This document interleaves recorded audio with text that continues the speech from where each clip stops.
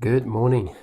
The sun is out, so you know what that means. I can hang out some washing again. So I'm going to pop aside in a minute, just waiting for this load to finish. But I've been having this conversation lately with a couple of people, and basically, one of the guys I was talking with, he was sharing about how he just feels so out of the box. He doesn't fit Christianity, or he doesn't fit church culture, or a lot of what we see today. And this has been the common experience for most of the people that I do coaching with and that I walk with. Nearly all of them are what we'd probably call misfits. I myself am a misfit. When I talk about misfit, I'm talking about somebody who loves Jesus, follows him sincerely, has a massive desire to fulfill their kingdom purpose, but they just struggle with religion, and they struggle with institutional Christianity, with systems and structures. They just feel like they don't fit in. And you can be in a room full of Christians, so you're not alone per se, and that there's no one around you, but you can be in a room full of Christians and still feel so alone, like still feel like I don't click. And you can hear the preaching, you can hear the message, and you can hear the conversations, but it's like it just doesn't resonate. Or there is a lack of depth that you are desiring and you're pursuing, and you don't feel like you can find it, anywhere around. That's definitely been part of my journey and my story as well. And so I'm having this conversation with a few of these guys at the moment. And so I thought I would just share some of my thoughts, because I know there'll be plenty of you here who feel exactly the same. And one of the most common things that happens for us and for those who are in this place is that you can feel like you are alone, in the sense that there's nobody else going through this. And so you start to question and wonder, am I a problem, or is there something wrong with me? And is there a reason that is just to do with me for why I don't feel like I fit in, or that I just can't fit in? I know all about that. And so I wanted to speak to this for a bit, and just to encourage, but also affirm and assure those of you who are in the same boat, to say that you're not alone, you're not a problem, and this is very, very common. And I think it's important that part of this conversation is had, so that we can actually understand and know that this is just part of the way that God has wired you. This is part of the way that God has wired us, and there is purpose and reason in this. But many times we haven't known how to navigate it, or even that we're allowed to navigate it, and that it's a good thing. So I want to speak to this for a bit. It sounds like my washing has just ticked over to go hang out. So sipping on a bit of my chai, by the way. Actually, I won't sip it because that's yuck on a microphone. But I'm going to go hang this out. I'll bring you out with me. And I just want to share some of my story, and then 3 pieces of advice that have been very helpful for me, and that will hopefully be very empowering and helpful for you to be okay with the fact that, yep, you may be a misfit who loves Jesus and doesn't fit religion, doesn't fit Christianity, or Christianity as we know it, but you matter. And this is part of the way that God's designed you and wired you. And so it's important that you walk that out. So let's head out. All right, we out. So it's been raining here in Wellington for the last couple of days. In fact, it was quite bad. It was apparently the worst wind that we've had in decades, apparently, and lots of rain, wet. So haven't been able to do my washing. And so for those of you who are just catching up on my content here and other videos, I enjoy cleaning and doing the washing because I find it real therapeutic for my mind, and I find that I can just gain so much clarity, when I'm doing it. But anyway, I've missed doing my washing the last couple of days. But back to the topic anyway. So this conversation on misfits, those who don't feel like they fit in Christianity, or traditional Christianity, or the current church spaces, or other circles of Christians. This has been my journey as well. I came to faith in 2008, so it's been however long, 17 years since then. And it was a bright light out of body experience. I had this instant, just deep depth and desire and want for God. I was already a deep person anyway, so it was just natural for me to be wired that way. But I was very intense and very deliberate and intentional with this pursuit with Jesus, and growing and understanding him. And over the years, I've always felt like I was the odd guy out. I felt like I didn't click. I felt like I didn't fit in. And many times I would feel really lonely, like I'd get really upset and sad about it, because I didn't know, why don't I fit in, or why don't I click? And, people kind of miss you out when they do their, hangouts and all that kind of stuff. And it's just like, is there something wrong with me? And I used to get really sad and upset about it. And I would try to, there were times when I would try to change like who I was. Like I would try to change the way that I talk and change the way that I dress. And I tried to adjust to fit the mold, so to speak. And but the more I did it, it was like the more just death I felt inside, meaning like I just felt like I was dying to myself, and I wasn't free to be who I am. But it was because I felt like I didn't fit in. And so to me, like I was still young in faith, I was still young in general. And I guess I've struggled with even people pleasing and the fear of man, basically all my life. And so I just wanted to feel like I could fit in. But I just didn't.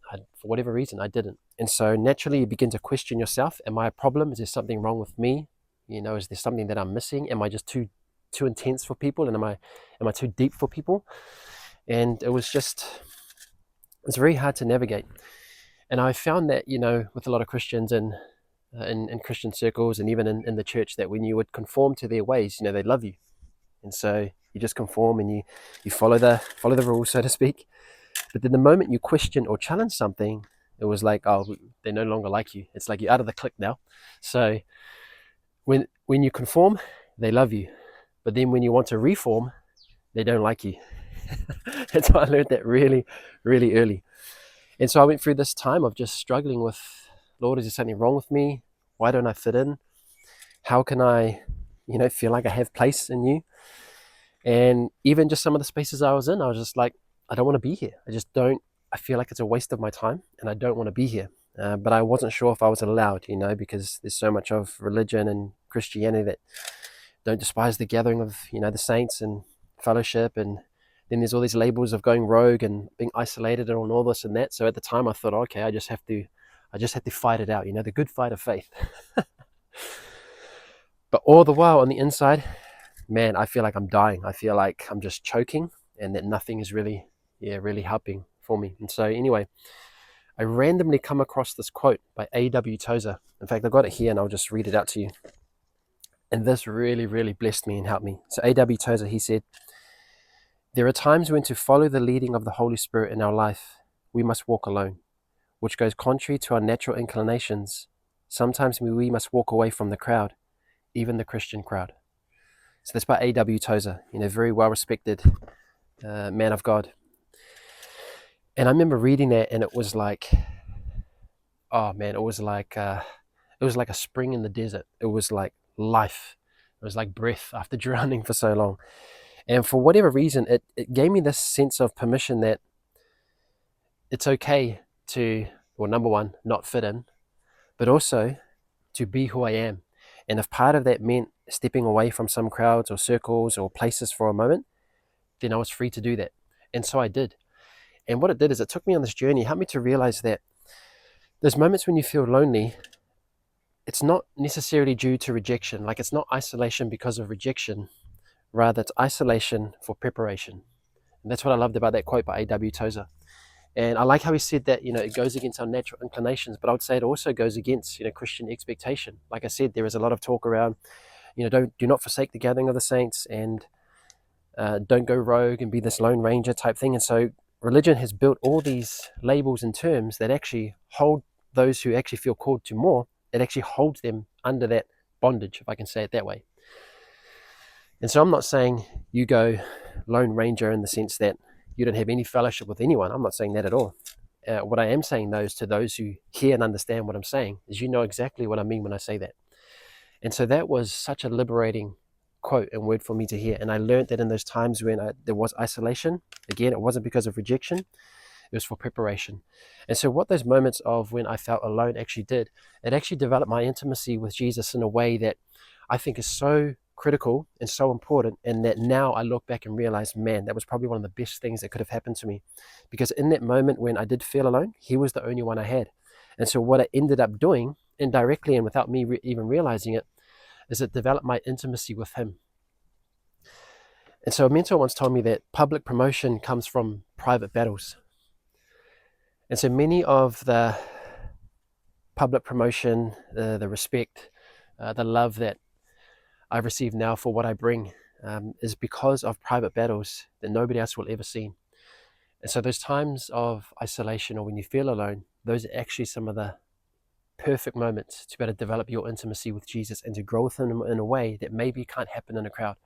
And so I've learned to develop this intimacy with him where it's not just about knowing, it's not knowing about Jesus. It's actually deeply knowing him. And from that place, you build this capacity, this resilience, this knowing, this fortitude, this trust, this confidence that cannot be shaken. And it's that actually leads you to the place of public promotion or platforms, for example. That's what I love about Jesus, that the most influential person in the world did not pursue influence, he pursued intimacy. And from that place of intimacy, he radicalized humanity, he revolutionized humanity, and he changed individual societies absolutely beautifully. But it all started from that place of intimacy. And so I've found that there's moments when you do feel alone and isolated, those are some of the best moments to develop your love with him, because sometimes he's all you have. And so there are three things that I want to say for those who do feel like you are this misfit. You feel like you're alone, that nobody understands you, that nobody clicks with you, or maybe you feel too intense or too deep for others. The first thing I want to say to you is that you're not a problem. Like I said, it's very easy to come to that thought and to that question, just wondering, is there something wrong with me? And then, excuse me, you try to change yourself and change your ways, and you try to talk to fit in, but you're not created to fit in. You're created to be exactly who he created you to be. And Jesus knows who he created you to be.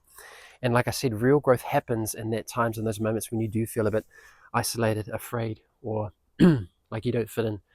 So you're not a problem. I want to say that, and I want to affirm that to you and say there are many of us out here who would not fit the norm. Many times I've watched people in the same position, and my heart goes out to them, because I know that battle, that fear of a problem, there's something wrong with me. And it doesn't help when the crowd around you only seems to affirm it and be like, yeah, something wrong with you, or relax, or calm down.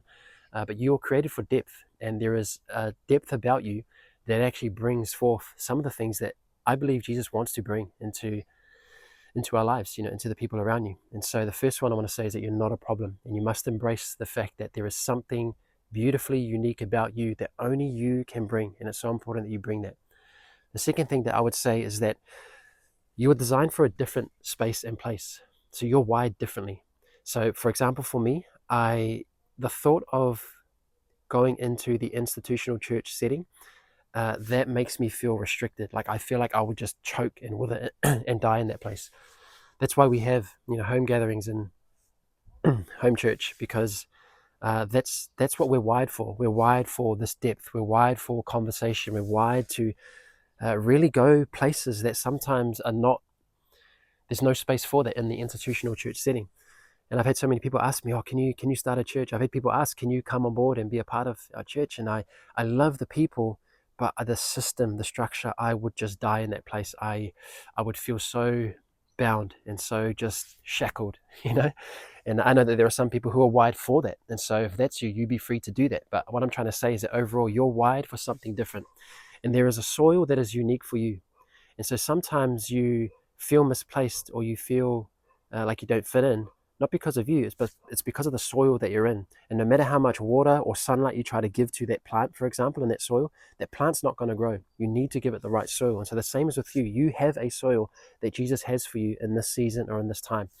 And you must be free to go and explore that, to find that, and to settle in that place. Jesus has it for you. But many times it's religion that tries to pull us back, or hold us in these boxes and hold us in these structures that actually were not made for you. And that actually Jesus many times came to absolutely break open. When Jesus walked the earth, he did not fit the box of the religious structures and systems of his time. He would preach out on the sea. He'd preach up on the mountains. And even the people that he called to follow him, they were not the churchgoers of the day, so to speak. They were tax collectors, they were fishermen, they were uneducated men, and yet Jesus embraced them and he invited them to walk with him. So the same is with you. You have a place and a soil that is unique for you, and Jesus is inviting you to be in that place, and you must be free to explore that. And so that brings me to the third and final point, is that you must be free to make moves. And you must be free to make that move, whatever that looks like. So maybe the space that you're in, it's done its time, and it's time to move on, to find that new soil. You must be free to do that. And you must be free to explore with your good Father what that looks like for you. So there may be expectations and patterns of not just the world, but even the patterns of Christianity that have said this is how you must look in order to be a quote-unquote Christian. But you're not born to conform. You're born to be who he created you to be, and to bring about reform. And so you're not a rebel, you're a reformer. And it's very important that you must be free to go and explore what that looks like uniquely for you. Jesus is a good shepherd. He's a faithful shepherd. And he said, I will lead you into all truth. And he said, I will send you my spirit of truth. I will be the one to guide you. I am the good shepherd. And so you must be free to follow that, whatever that looks like. I read this quote by St. Catherine of Siena. And she said, be who God meant you to be, and you will set the world on fire. And so basically, that's it in a nutshell. You must be free to be who God created you to be. You may not fit in, but you also bring something different to the table. And it's important that you bring that. And it's important for all of us that you be that and that you bring that for the sake of not just you, but for all of us. There is a unique facet that only you can bring. And it's important that you bring that. So again, just wrapping up, you're not a problem. There's nothing wrong with you. You're not a stuff up. You're not a mess up. You're not a product of just blah. You are uniquely, purposely, wonderfully created. And there's something that only you can bring. And it's important that you bring that. Number two, you're not designed for this place. You're not designed for that space where you feel like you don't fit in. You may be wired for something different. And there's different soil that you must be free to go and explore, which is the third thing. Be free to move. Be free to explore. Be free to trust that instinct, that gut instinct, that Holy Spirit nudging on the inside, because deep down you already know. And so what I'm saying to you is not nothing new. If anything, I'm affirming what you've already known because I've walked the same path. I've walked with many through the same path. And I'm just affirming to say you already know deep down. And that's the Spirit of Jesus leading us. That's the good shepherd who said he will lead us into all truth. And he's faithful to do that. And so you are not born to fit in. You're not born to conform. You're not a rebel. You're a reformer. And there is a depth that you bring. And I believe that there is a new wineskin that you are part of bringing in. You know, many times it is the misfits. It's the outcasts who bring something revolutionary, who bring something of change. And so there is a new wineskin, I believe, that you are to bring. But part of that means being free to step out of the boxes and bondage of religion that tries to hold you back, to then go and explore that with your good Father, to discover it and then to bring it in. And so I like to say that the deep oceans get darker, but in the depth of those oceans is the treasure. And so there are deeper waters that he's inviting you to walk out with him. And in those places, you will find treasure. You will find new wineskin and be able to bring it back for the rest of us, which will bring so much freedom, so much goodness, so much heaven on earth that we're all waiting for. And so you must be free to be you. You're a misfit. You love Jesus. You don't fit religion, and that's okay. You were made for the kingdom, and you fit in the kingdom, and there's a place for you. So bless you.